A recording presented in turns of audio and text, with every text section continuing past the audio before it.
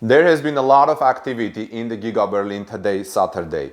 In this video, I'm going to tell you about more than 10 excavators working at Tesla Giga Berlin construction site and how they prepare the natural gas supply for the Gigafactory 4.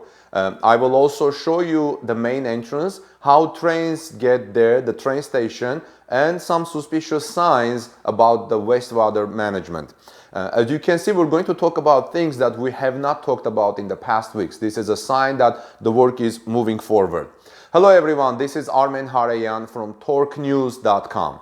Welcome back again. Please subscribe to our channel and enable the ring notification so you don't miss my next Tesla update coming later today. Some of you know that I've been doing more than one Tesla Gigafactory and general Tesla and automotive industry updates daily. Please also like this video to show your appreciation to all the local friends and people from Grünheide and Berlin who daily help us bringing these reports for our global audience of Tesla supporters. So this morning, my friend Caspar went to the Giga Berlin site and sent me a video which you are about to see, and he wrote that he counted more than 10 excavators on Saturday working like roadrunners. Then Caspar shared another video where he shows a train going to the Gigafactory's nearest train station, which is called Fangshleuse. Fangshleuse. Those of you who speak German may correct me if I said it wrongly, because I don't speak German. By the way, apparently there is a modern and beautiful bicycle path directly next to the Fangchleuse train station, which I will also show in this report. It's a pictures. Bicycles are big way of mobility in Berlin area. My other friend Emil Senkel, who made the Giga Berlin 3D model, whom I have featured in this channel, wrote that the train RE1 is the train which takes you from Berlin to the Giga Berlin station, Giga Berlin site. The distance is about 26 kilometers and takes less than 19 minutes.